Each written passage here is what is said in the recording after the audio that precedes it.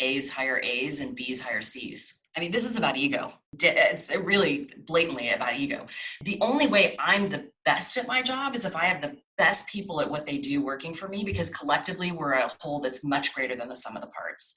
I mean, if I hire people that are only less skilled than I am, then I'm shortchanging the company. Whitney Bouck joined HelloSign as COO in 2016, where she's responsible for growing and scaling the company in partnership with the CEO, CTO, and the executive team. Before joining HelloSign, she ran the global marketing organization at Box and built Box's enterprise business from the ground up, helping pivot the company from being an SMB-oriented product. Whitney also spent 15 years with Documentum and then EMC via acquisition, and held a variety of leadership positions, including CMO of Information Intelligence, another division at EMC. Previously, Whitney held a variety of technology and leadership roles at both Sybase and Oracle. She was recognized in 2017 as one of the top 40 women in revenue, in 2015 as one of the 100 most innovative CMOs, previously recognized with the Silicon Valley Women of Influence Award in 2009, and she received the Top 40 Under 40 Award in 2003. So Whitney, thank you for joining us on the Second in Command podcast. Thank you. It's a real pleasure to be here. Looking forward to this whole conversation. Yeah, you've got a ton of insights to give us. So my whole reason for starting the Second in Command podcast, it's funny, I don't actually often say this, but I was kind of getting tired of hearing the CEO's story. You know, everyone interviews the entrepreneur, the CEO of the company, and we hear their perspective, and I've always wanted the rest of the story. For you today, it's going to be your opportunity to tell us a little bit about what you guys have been doing with HelloSign, but also what you feel makes a great COO that everyone can learn from as well. I actually appreciate exposing some of the other executive perspectives, because I think you're right. Everybody wants to hear from the CEO, especially I think in the startup world in Silicon Valley in particular, where so many of the companies are founded by a product visionary. They're the ones with the right idea that got the whole thing going. So, but there's a whole lot more to building a great company than just the idea, right? If you asked my dad, how did you raise your kids? He'd have a very true story. And then if you asked my mom, how did you raise your kids? She'd have a very true story, and they're both completely different, but they're both, even though we were all in the same household together, they were completely different stories. So that's kind of where I'm coming from on this. So tell us a little bit about your journey. Maybe go back to the, even the top 40 under 40. I mean, that's a pretty great award to be getting at a younger age. What was it that you think they identified in you as a strong leader back then? I guess by luck and by effort, I've been associated with companies and helped scale companies from a pretty early stage. I joined Documentum when we were dozens of people. Was there through IPO and acquisition by EMC eventually. And I think I just earned myself kind of a reputation for, one, being part of what it takes to scale to a successful exit. I think I've also been able to do a really good job of building brand reputation in the market. Somewhere early on, I kind of decided that I actually really enjoy turning light bulbs on for people and helping connect what a company has to offer with the kind of problems it really solves for people. And I think I'm pretty good at that. And so I think having some visibility in that way and getting recognized for, wow, when I talk to Whit, I get it, is I think the two things that really have worked to my advantage. I totally agree. When you get some of those early successes, they tend to start to mirror the rest of us. I mean, partially because we get painted with that brush, and then also partially because you've actually done it. So you can start to replicate that. Tell us a little bit about HelloSign so we understand the scope and the size of the company and what kind of company it is. Let me take you back to when I started in early 2016. We were kind of below 40 employees at the time, and in the high but single digit millions in revenue. We were acquired earlier this year. The founders and I ultimately decided to sell the company to Dropbox in February of this year, 2019. And that was really an opportunity for us to grow the business much faster than we could do as a standalone company. And at that time, we were about 130-ish employees, and in the roughly, I think in GAAP revenue, we contributed about 20 million in fiscal 2018 to the Dropbox numbers. So that gives you a rough idea of kind of how we grew over the course of that 3 years. Yeah. So pretty respectable growth in a relatively short time. Also pretty hefty employee growth. And as I said, coming into the Dropbox world, the whole motivation there was really to grow faster, to be a growth engine, not just for the HelloSign business, but frankly also to add more value to the Dropbox portfolio, so that they can deliver more value to their customers. As far as what we do, because many people may not know HelloSign, we're an e-signature and digital transaction platform.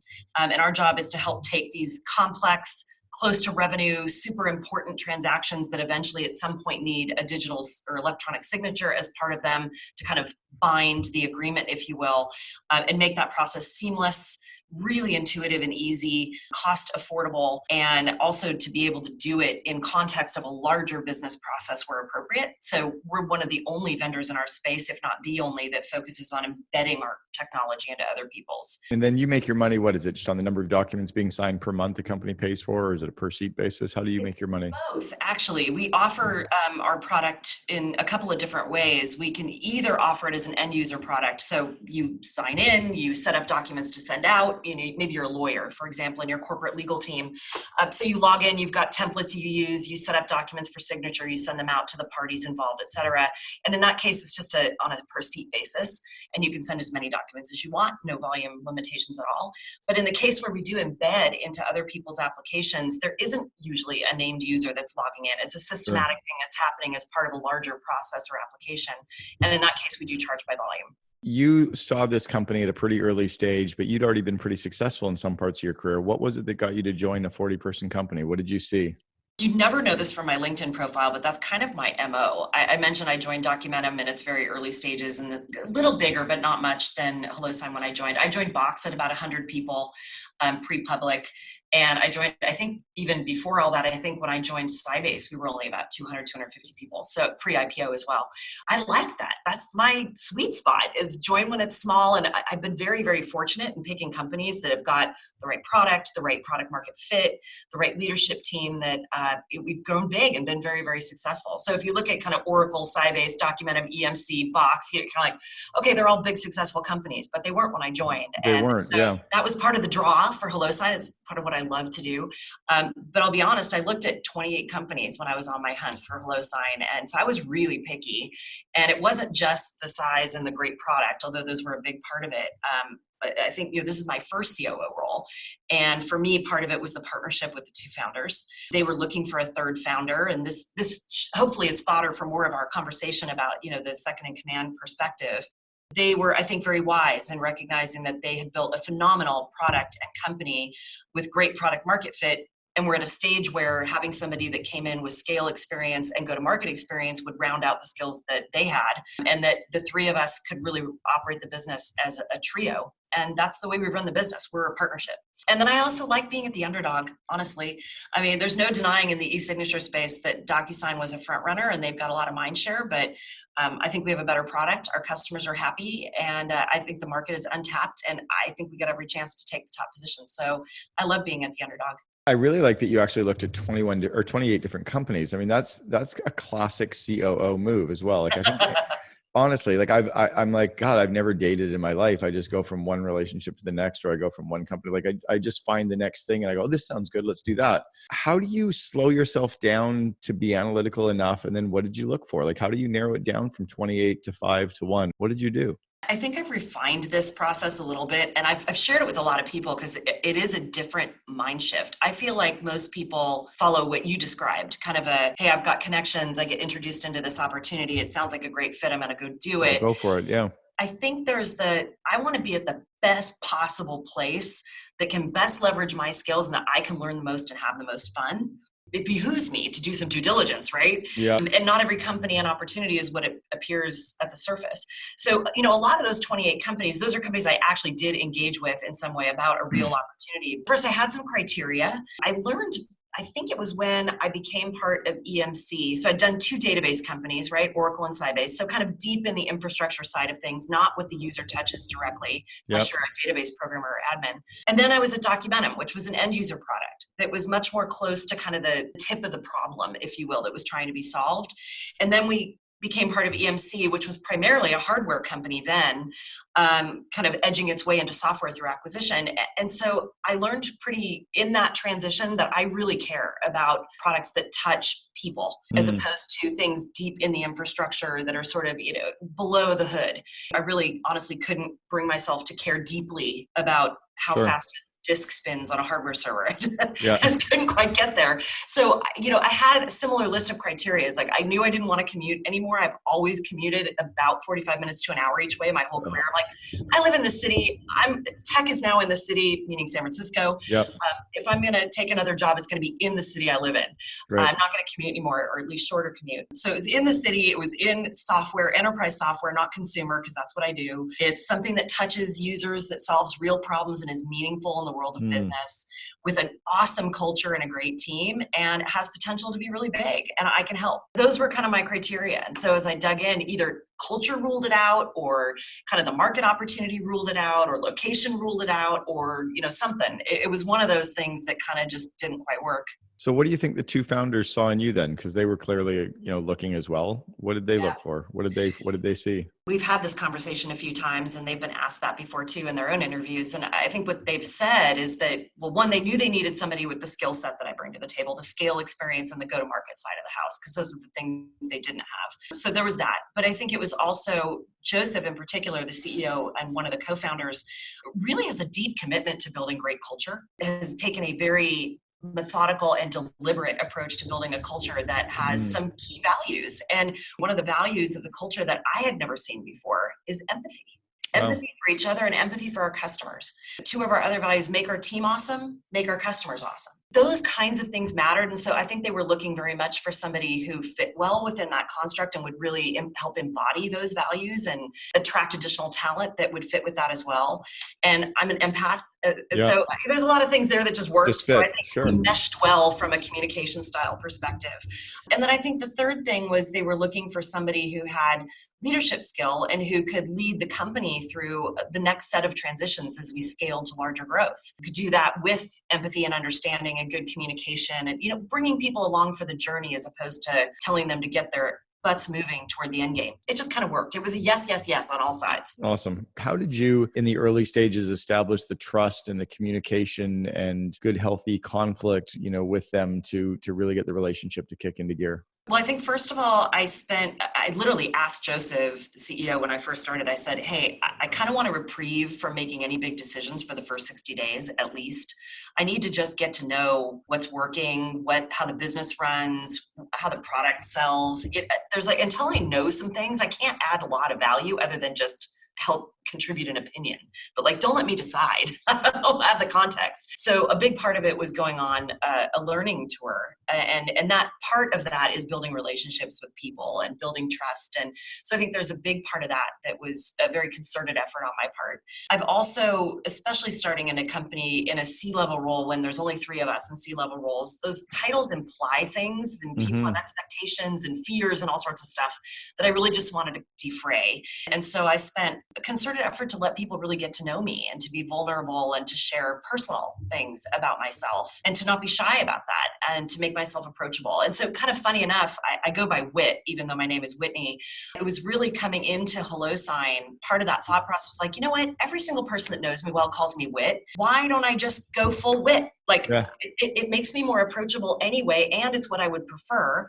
And so this is the first job where I've really, literally, my email is whit@hellosign.com. So everything about me here is Whit. And I think that's helped too. So a lot of kind of concerted effort to really build trust, be vulnerable, listen a lot, learn a lot, respect what's been done to get us here, and then start to add value about what's going to get us there.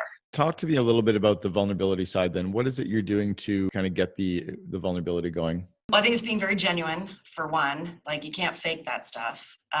2, I'll give you a real example. So I think in the first company meeting where I was introducing myself, I had at one point been exposed to something called a journey line. If you drew on a slide, a PowerPoint slide or Google slide, whatever, kind of a graph or chart over time where the middle line is kind of the, ground zero. Yep. And the positive moments are above the line and the negative moments are below the line. And you pick your kind of most impactful moments and chart them over time. Yeah, we call them lifelines. There you go. Journey line, lifeline. There you go. Same idea. So I had done that for a prior exercise somewhere along the way. And so I just updated it and used that as a way to introduce myself. And mine includes not just career milestones milestones, but personal milestones.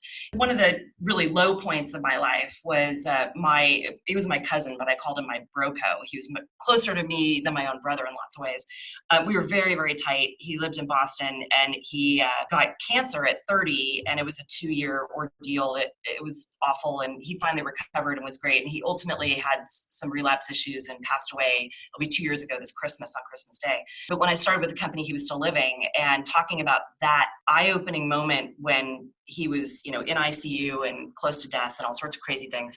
That was a real level setter, right? Yeah. I mean, there's no way you go through, we've all had tragic things happen in our family and friend circle. Those things have a way of setting priorities in line, and it just made me really treasure work-life balance and family and close friends in a way that I was doing, but not to the same degree as I have ever since that moment. So that's one of the things I shared in my lifeline, journey line, whatever.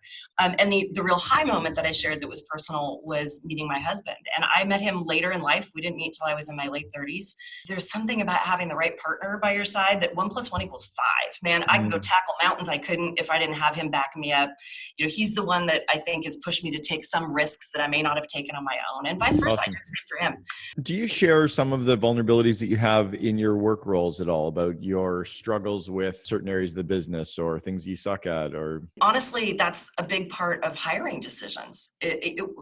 Where am I lacking in skill? I mean, just like I credited Neil and Joseph, for the co-founders, of recognizing where they needed skill that perhaps they didn't have directly, I got to do the same thing. And that's all about figuring out where I'm weak and where I don't know what I need to know to be successful. I got to rely on people who are better than I am. Let's talk about building the trust with the two founders then. What is it you needed to do in the early stages so that you had that kind of implicit trust that you could make decisions or have access to bank accounts? Or like, what do you do to get that? I mean, when I joined as the COO for 1-800-GOT-JUNK, the founder was my best friend, and he'd been my best man at my wedding 3 months before. So before even joining him, we already had huge trust, right? So it was easy for me. Curious what you did. As any new relationship, I mean, it's something you build over time. That whole kind of let me get to know what's working and how we got here first. And frankly, giving that all its due respect, I think, was a big part of that. I mean, Joseph and Neil built the company that I joined, right? Sure. I wasn't here to contribute to any of that. So really respecting what they've been able to build and figuring out what they did that worked so well, because what worked there may not work here. And what got us here won't get us there. So I think part of it was giving a whole lot of healthy respect and real curiosity to really understand how we got here and what things they did that worked and what lessons did they learn that didn't work, and where the biggest business challenges were from their perspective. So a lot of listening, learning, absorbing, and respecting, I think, was part of it. And then I think the other bit is proving over time that I am worthy of trust, that I am part of this, that I'm totally committed, that I'm here for us to win. I'm never going to demonstrate any lack of integrity. I mean, that's kind of what earns my right to carry a copy of the keys to the castle. So you've got the trust being built up, you're building that vulnerability and relationship with the team. Then what did you start doing? Your first kind of big decisions, what were those? How did you get the approval or the nod to go ahead and do those? Well, I think one of the first things was hiring a head of marketing, which was in process when I was being hired, but I was ultimately part of that final process. And really looking at, as you expect with any startup, it's going to be fairly remedial. I mean, thankfully, we've got a very viral product, and we had early integrations with Google that just led to massive user growth and adoption, which was great. That only carries you so far. You got to start to build some rhythm and an engine that's going to carry you to scale. Sure. And so really had to kind of revamp everything from ground up and build from scratch a marketing stack and system and set of lead generation programs and things like that really what we had just wasn't going to work at all.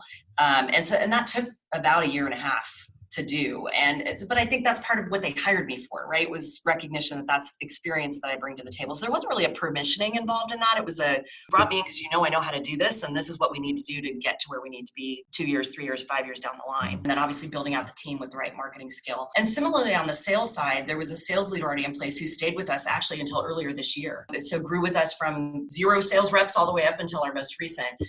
And only recently did we bring somebody else in, and he moved on to another opportunity. But Same thing there, though, of building out the right skill set and the right team and the right processes. I mean, there was a whole other set of leveling up we needed to do in that arena. And then the third big area that was kind of a key focus was operationalizing more of the company. So let's do quarterly objectives and key results, and let's have regular processes for checking in on those things and hold people accountable to goals.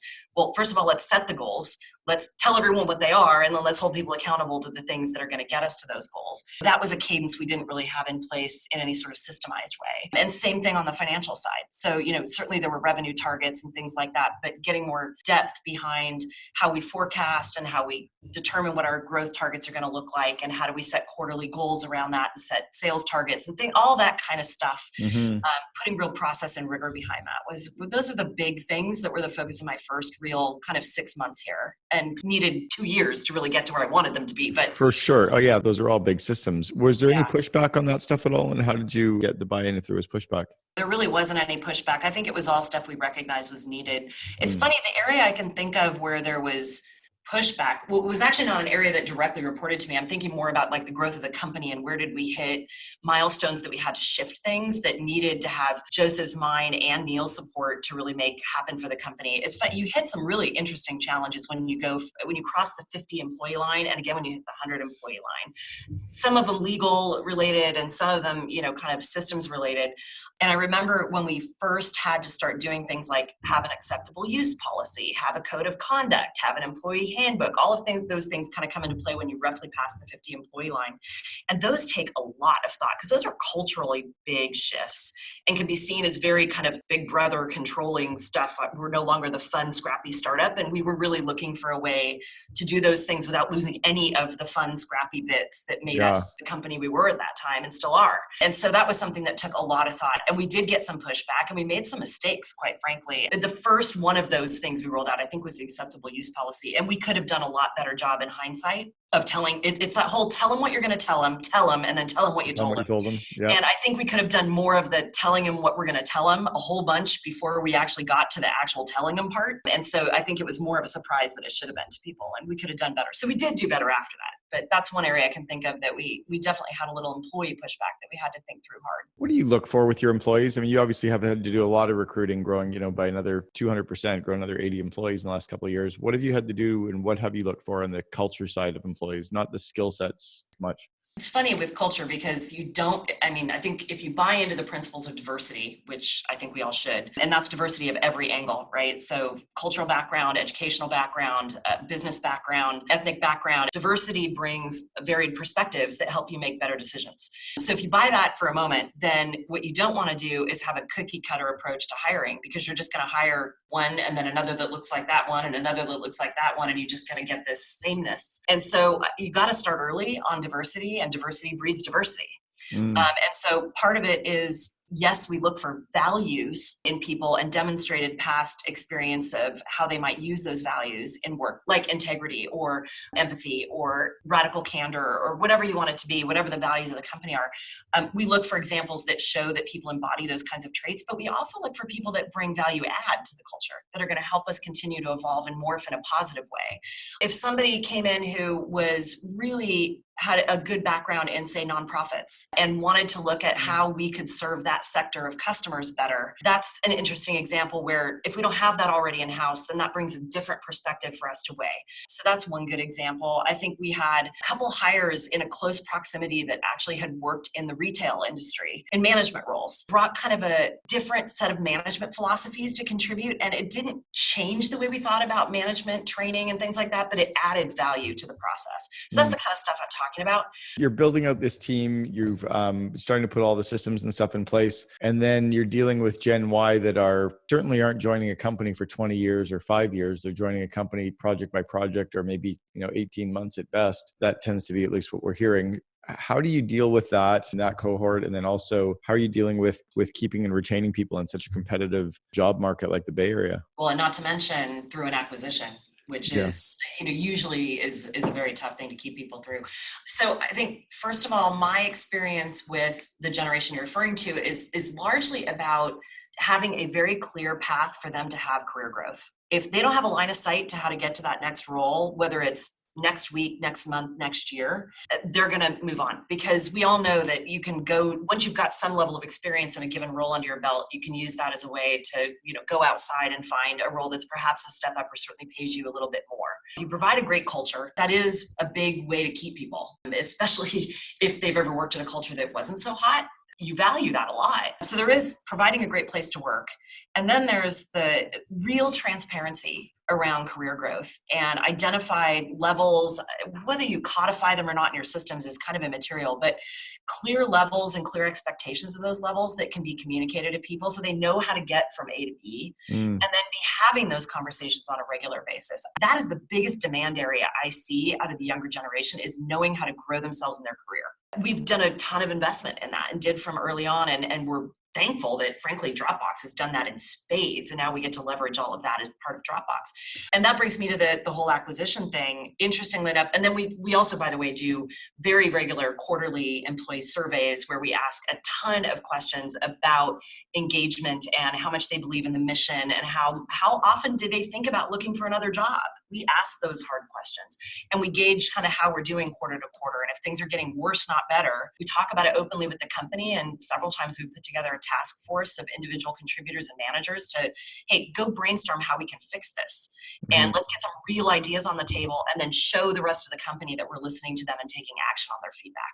And it's that kind of, again, that active transparency and action that means a lot to that generation. And those are the things that will keep them, aside, assuming they're paid decently and, that kind of thing. It's kind of like Maslow's hierarchy of needs, right? There's got to be a level of base pay and security and acceptance, but then, there is that value in their work and an open, trusting environment and safety and good communication. That's really why they leave. If that stuff's in place, then they can go to the next level. And I'm so proud to say that we literally retained every single employee through the acquisition. Through the acquisition. So how did you do that? What kind of communication? How did you talk to them? Like, what did you share?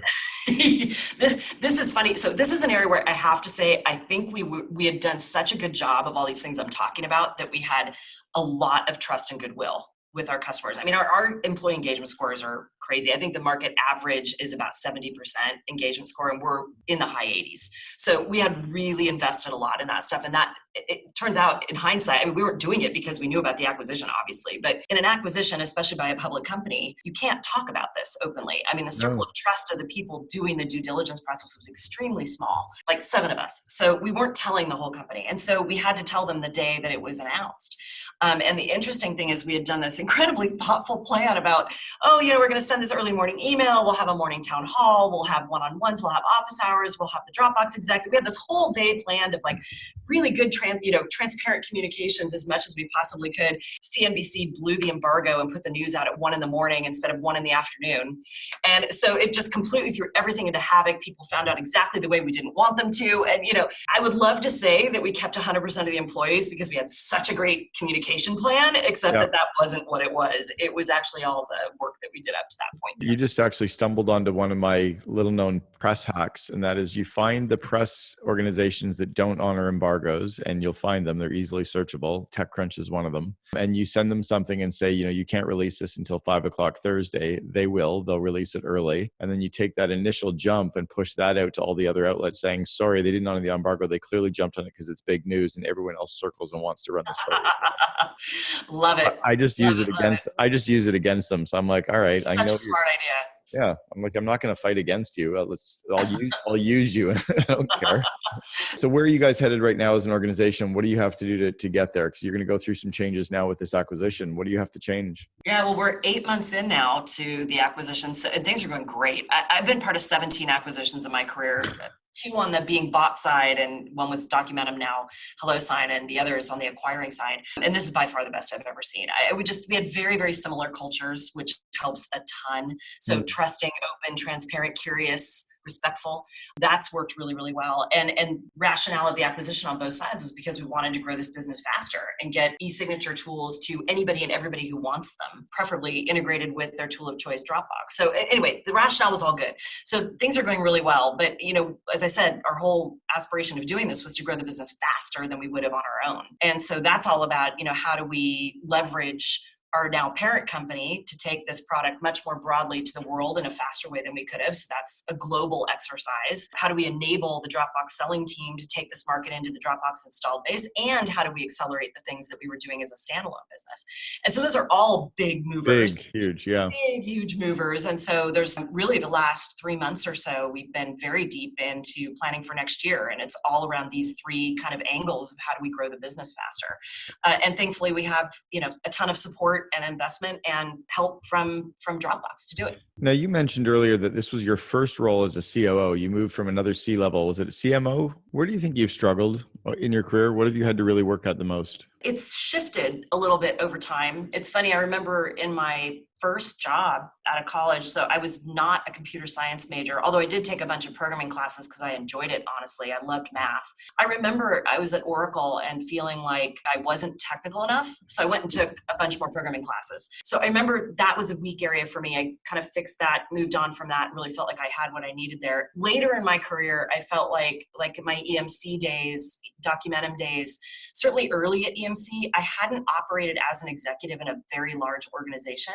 And EMC, when they acquired us, were about 25,000 employees, I don't know, 20 plus billion in revenue. So the years I spent doing that, about the 5 years or so that I was in an executive role at EMC, were incredibly instructive. I just didn't understand kind of the operating at that scale and how to get things done in an organization that large. And how do you bring in the right people at the right time, but not bring everybody in that slows everything to a grinding halt. Sure. So that was a real learning experience, I think, that served me very well. And then I think in this job, initially, I'd never run finance before, but or legal. And I was running both of those functions for us, really, really getting deep into kind of how do we financially manage a company and what does that look like? That was a learning area for me in this role. So it's really shifted over time. Harvard wrote an article about 15 years ago called The Misunderstood Role of the COO. And it really talks about the 7 distinct types of COOs. And then I talk about it we've got, members from all over the world of the COO Alliance, and some run finance, some don't. Some run engineering, some don't. Some run marketing, some don't. The COO is running everything the CEO sucks at. Some companies, the CEO is very outward facing, right? But in some cases, the COO, like if you think about Shopify, everyone knows Harley Finkelstein. Harley's the COO. Tobias, the CEO, is very inward engineering focused. You're right. It's one of the things that the CEO isn't good at and needs to round out in the skill set. And, it's funny, I view my job, other than the finance legal part and the corporate planning, I'm really more of a CRO or chief customer officer, right? Because I got customer support and operations and marketing and sales and biz dev and kind of everything that touches a customer from start to finish. But I think the CRO is a growing role because of the need to tie those things together more closely. And how does a leader who is maybe a second command or a leader in any business area, where they're really starting to hire their first people that are truly smarter than them in those functional areas, what's the mental hurdle they need to get over to feel comfortable and they're not going to lose their job by hiring smart people? A's hire A's and B's hire C's. This is about ego. It's really blatantly about ego. The only way I'm the best at my job is if I have the best people at what they do working for me, because collectively we're a whole that's much greater than the sum of the parts. If I hire people that are only less skilled than I am, then I'm shortchanging the company. I don't really have a problem with hiring somebody who's way better than me. I feel like that's my job. That's your job, yeah. But I've met plenty of people who are in executive ranks that don't feel that way, who are very threatened by people that are better than they are at something working for them. And therefore, I do think they shortchange the company and they end up, either the company fails or they eventually learn the lesson and figure it out, or they get replaced. If you were to think back, the wit of today, to think back to the Whitney, I guess, of 21, 22, graduating college, what advice would you give yourself, other than to shorten your name to Wit? What advice would you give yourself back then that you wish you'd known then, but you now know to be true? By accident, more so than on purpose, I ended up with a very non-linear path in my career. It wasn't a step 1, move up, step 2, move up, step 3, move up. It was very much a kind of like, I meandered a lot, at least in different roles. And yes, I moved up along the way, but I actually think that was a great thing for me. I don't know if I would have ended up in this role if I hadn't tried that thing or that thing or that thing. In hindsight, I'd love to be able to say that I purposefully took risks and leapt at the opportunities where there was the most opportunity for learning and challenge. But that wasn't on purpose, at least initially. It was by accident. And I think now, if I could go back and tell myself all over again, I mean, lucky that I did that and great. But I think what I tell young people today is, first of all, don't overthink it. You don't know where you're going to end up 10 years from now. Don't try to plan too hard, because otherwise you may totally miss the best thing that ever could have happened to you. Be opportunistic, build your network, keep looking for new opportunities to learn, surround yourself with people that can teach you things. Those opportunities will present themselves and they will teach you what you love to do and therefore what you're best at. And then you can start to focus in on those things. I feel very fortunate I ended up where I did, but I wish I'd known that early on. Whit Bouck, the COO for HelloSign, thank you very much for sharing with us today. I really, really appreciate this time. We complement each other's skill set, so that's very important. So we don't overpower each other's discussions, especially when we know it's not our forte. So we stick to our territory. Let's say his territory is marketing, mine is business. So we sort of have created our own play field, which is existent in his mind and my mind as well. So that play field and that distinction is very important.